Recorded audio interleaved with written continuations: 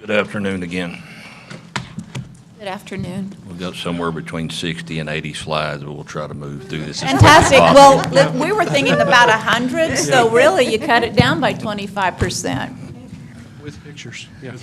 Video. We like pictures. At this point in the game, we'd like some pictures. Yeah. We're going to move through this rather fast. I know all this is available in your packet, so we'll start with the Well, we department. didn't get these packets, so we Okay. weren't. We didn't have any of it. Okay. We'll start with the department profile. Our current staffing numbers for 2023, authorized by city council, is at 180. Currently, sworn officers, we have 162. We do have 5 cadets who will be graduating the police academy on June 9th. We have a total of 31 civilian employees. Dispatcher total authorized number of dispatchers is 24 authorized. As of May 18th, there are 15 dispatchers, 10 fully trained, 5 in training, and 4 in the process. As you see, we're already establishing a pattern here of employees and lack of thereof, both in the police department and the civilian side and dispatch. Go ahead, Dave. The number one challenge that we're facing, as he said, is staffing. We continually lose 10 officers per year. In the past, we were able to hire 10 to 12 per year, but now we're starting to slip behind, and we're at 9 per year when we're losing 10 per year. So So you're staying neutral. we're staying neutral or just a step behind. Deficit of 2019 till present, the department has seen significant drop in number of police applicants who apply or test for the police officer position. Over the last 5 years, our average has been 30 applicants. I know when I took the test, which has been long ago, well over 200. Times have changed in the last 30 years, I understand that. But with those numbers, like David said, we're losing more due to retirement or leaving the profession, and we can't replace them enough. We just had an oral board out of this test, which we had to postpone for 4 months to begin with to get enough people to take the test. We had 9 people go to oral board. Our pass-fail rate's about 60%. So as of yesterday, we hired 6. Fail rate of 60% is significant. And, Is that what you said? that's due to the background. I going know, through the I background. Yes, no, ma'am. I think I'm aware of that, but that is, and it seems like to me on a daily basis, we get these, unfortunately, we have social media that doesn't help anybody, and the amount of negative press on being a police officer and lawsuits and civil suits and everything against police and challenges to arrests or whatever it is, would not be encouraging for someone to step into the boots of being a police officer. And I think that's really unfortunate, is it's needed. It's a sign of the times. Yes. So, And this is not an issue isolated to San Angelo, Texas. This is nationwide, statewide. I talked to Yeah. the director of DPS over this whole quarter or this whole section, district. He's down 120 officers, DPS patrol officers. And with that being said, it's several factors why that is, and it's because the profession itself and the negativity, student debt loan, and there are some that will go to higher paying departments, but pay is not everything. A lot of them are just totally getting out of profession. Yeah. Your traditional guys, your traditional employees, when I grew up, your 35, 40-year guys, that's a thing of the past. You're not going to see that anymore. They don't want it. You're not going to see that anymore. Daniel, were you going to make a comment? No, I was just making a comment a while ago. You're losing 10 people and you gain 9. You actually have a deficit of 1 every year. So that number goes down every year. That's correct. Yes. Over the 5 years, you lose 5, and you just can't make those up. That's so. right. And you can only have, it takes a year to have an academy, Yeah. so you're never making it up. Okay.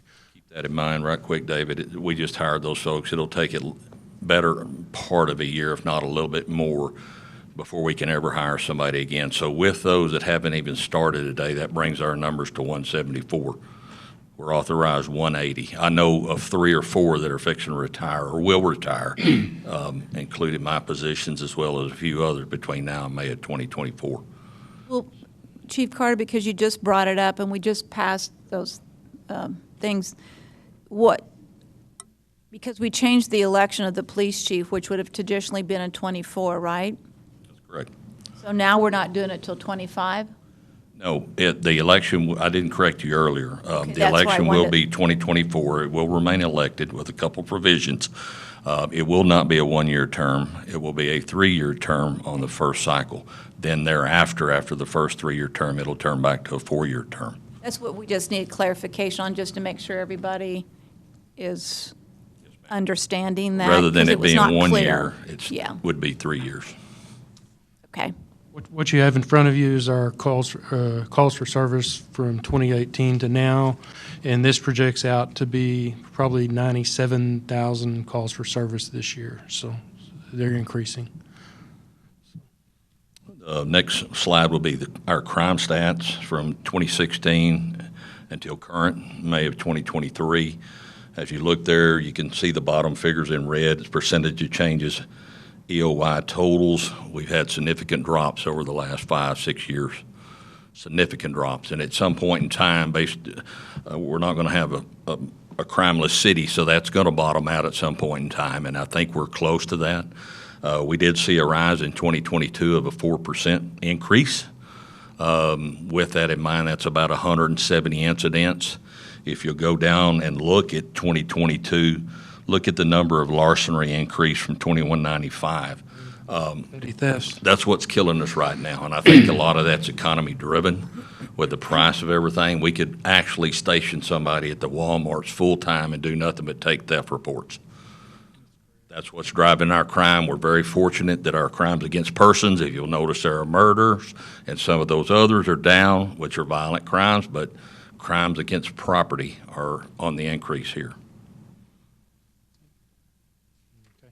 This is just a graph that gives you a better depiction of it.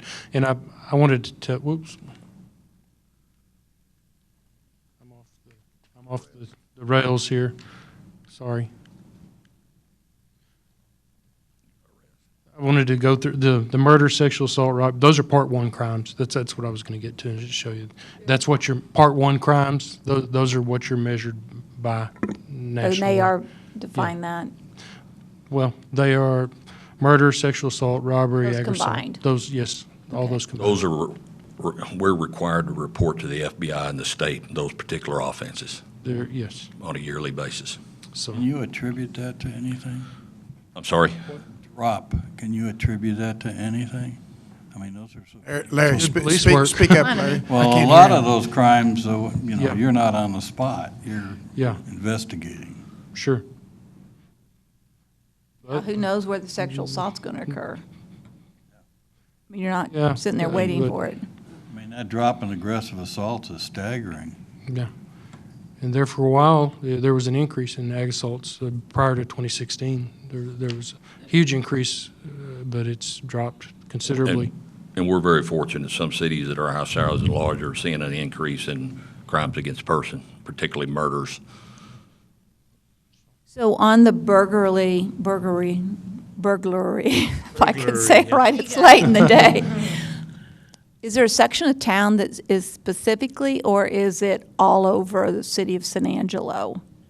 Or maybe you don't want to talk about that, No, and that's okay? that's fine, and that's how we station our guys. It's all over town. I mean, crime of any sort could happen anywhere, whether it be at the lake, up north, south, east, and west. Predominantly, the majority of the property crimes is in District, what we call, or Beat 1 and 2, which is everything north of the east-west freeway, predominantly.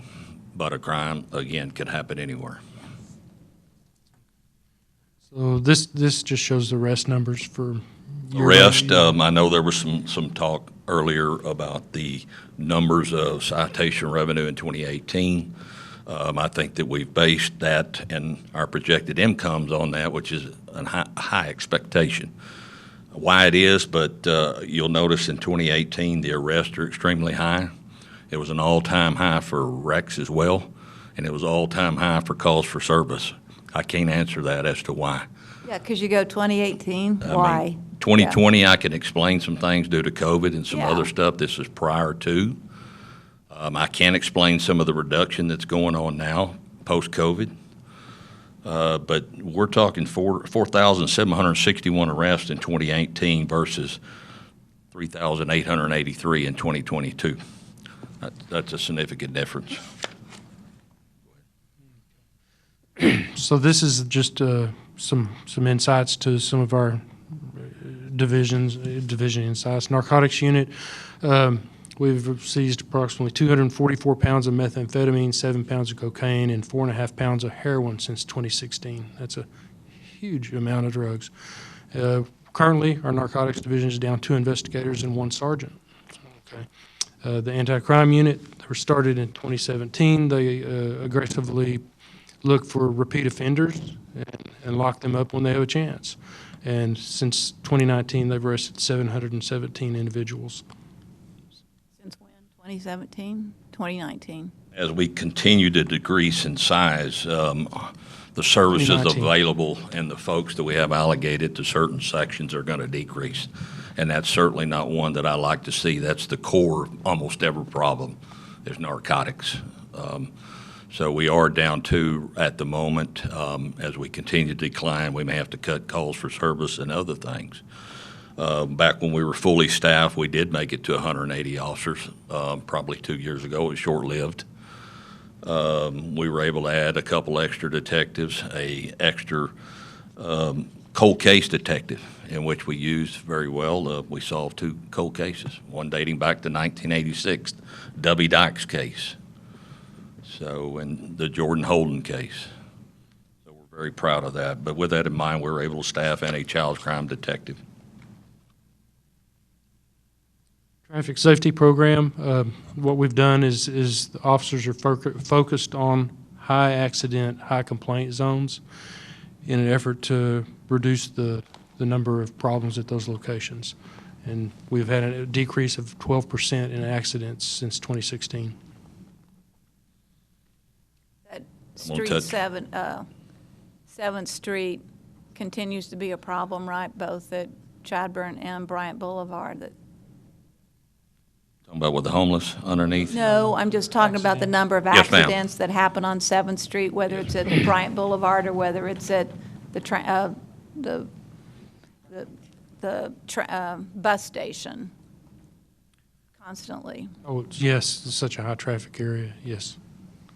I'm going to just touch on it briefly. Ticket revenue, there's multiple reasons why that is.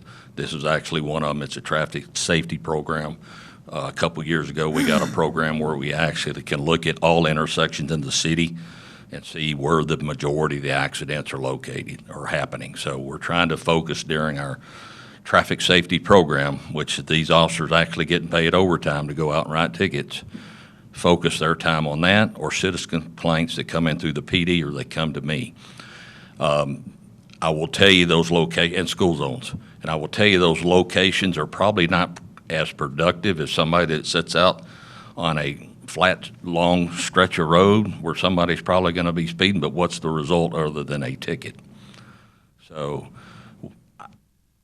we're down 12%. I like that figure. Whether we can attribute that totally to less wrecks, as you'll see here. I just told you a while ago in 2018 we had the highest ticket revenue, which Yard Basin. We also had the most wrecks. Well, do they correlate or do they not? But our mission is safety. I don't care if it's a warning, verbal warning, a written warning, or a ticket. And by law, I cannot tell an officer which law to enforce, which law to give a warning on, and which law to give a written ticket on. I can't give a quota. I can't tell Officer X, you're going to write 2 tickets per day. That is against the law for me to even discuss.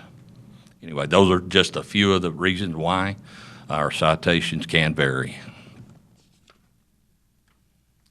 The DWI STEP program, a lot of emphasis was placed on it. We got some new software, and it streamlined the process. So DWI arrests have increased 120%. Used to, a DWI arrest would take you 3 or 4 hours. Once you'd be off the street for 3 or 4 hours. That time has been reduced to about 1 hour and 25 minutes now. So. Total number of accidents graph in 2018 we'll discuss again. There was 2,613. We'll move forward to end of year 2022, 2,297. This is the graph on the number of fatalities each year. So y'all can see that. Grant funding, 22 and year 22. 2022 and 2023, we utilized $611,000 worth of grant funds, and there's a list of items there that we purchased using grant funds. I know you submitted, I think through Congressman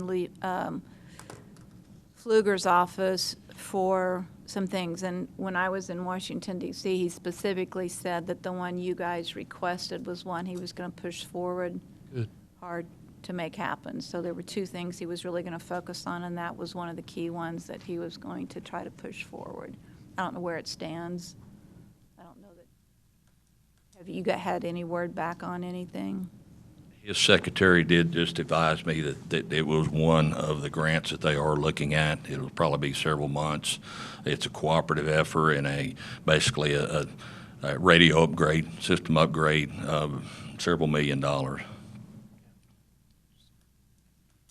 If that grant goes through and it does happen, we'll get an additional 7 to 10 years out of this radio system. So it'd be a big deal. Donations, this is just people in the community, the Back the Badge fundraiser. We've had $185,000 worth of donations, and using those donations, you can see the list of things: canines, gym equipment, safety equipment, door entry kits to make access into like buildings that are locked, school buildings, if you need to get into a door, and firearms. So Trying to paint a picture outside of our budget, which is very slim. I mean, it seems like 99% of it is personnel and pay. So we're utilizing and doing everything that we can within our power to find these grants or even donations of Back the Badge and stuff of this nature. A lot of this stuff wouldn't have been funded. $185,000 over the 4 or 5 years donations for canines that it's normally not stockpiled in our budget. It's very thin. What we have, although it's 19 or $21 million. Go ahead. this is some of what we covered earlier, so we're not going to beat this horse to death. There's some pictures of the inside of the building if you want to take a real close look there. Someone might want copies of that to take to their protest meeting with the appraisal district. That's correct. What's real scary is those on the right there is one of our evidence rooms. Those over there, that's evidence. Now, it is organized by barcode and cataloged, but that's not good. And then the steps, we've got safety issues. I know you do. I know you do. It is, So for We're me, going to a wrap up key here issue. and have any questions. Our mission critical needs is competitive pay, increasing the total number of sworn officers by 5. If you remember back in 2017, I approached council with an increase of 20 bodies over 4 years. We were able to increase 15 bodies over, now would be 7 years. Highly appreciated, and I know we're at the point that we can't even get 180 is probably what you're asking yourself. But there will be a point in time that I hope that we will. We hope you get to 180. We got there. It Yeah, was so- short-lived, and we've got there, so it's challenging times right now for everybody. New police building, new training facility. With that in mind, we're going to wrap up if anybody's got any questions. Thanks for being patient. Thanks Yes, for ma'am. sitting through the overview of our city, and appreciate what you all do. thank you. Yes. I got a question. Go ahead. So when y'all go through the applicant process and you get somebody to apply and go, and this is going into the recruitment phase, tell me how their compensation starts. Do we hire them and they start getting pay? Is there a training period? You had student loan debt down there. I didn't know kind of how that applies. So just give me an idea what those kids have to do. Sure, we're civil service department, so we can't hire like a lot of people do, or sheriff's departments, lateral transfers. I know you hear that. And we have our own academy. So once they take a civil service test, an entry-level exam, and of course they go through the background polygraph and everything, we decide, okay, we're going to hire them. Once we do, we give them a conditional offer. They go to actually our academy drawing a salary. And they'll complete that academy. I don't know exactly how many months to the day it is, roughly 8 months. When they complete that, their next cycle would be riding with an officer for a total of 16 weeks. They complete that, then they've got roughly 6 more months left, and then they're no longer a probationary officer. They're vested. So that's the process. It's a very long. Now, if we're Paid not. during that process. That's correct. They are getting paid the entire time, cadet pay. So from the time they get approved and you hire them to when they start getting income, is that days, weeks, month? We've shortened that down. Used to, it was a little bit longer, but by the time that we decide, okay, we're going to hire them, or form a list and go through and do all the backgrounds, it roughly takes about 4 months Okay. before we actually send them to the academy. As soon as they start the academy, they start drawing pay. Okay. It's a cadet pay. Then that pay increases once they're certified officers, so.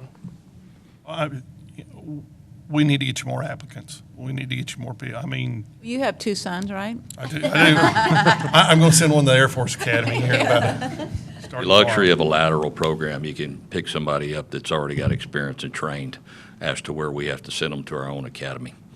Being civil service, you either have to be meet and confer or non-civil service department to have a lateral transfer program. Well, you need help. We need to figure out what we can do. Yeah, I agree. Thanks, guys. I have a question. Yes, sir.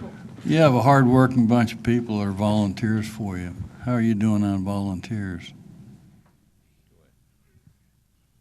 Right now, I think our last count, we had 12 volunteers. We work with the RSVP program, and they'll send a letter, and what are your needs? We have this person that fits this mold, and in some areas, the technology has caused us to not be able to use some of those volunteers in areas that we used to, but they do actively participate. They go out and they do they love the handicap enforcement. They're a big help to us and the public. So we do have a bunch of active volunteers. Do they do any traffic work, you know? No actual traffic enforcement other than the handicap in private and public parking lots, and that's all they'll do. They call a lot of victims on reported crimes that are sent to Criminal Investigation Division, whether they want to follow up or not. But a large help, a big help they are. I get more help out of some of those retirees than I do a full-time employee, and they don't get paid. We appreciate them. Thank you very much.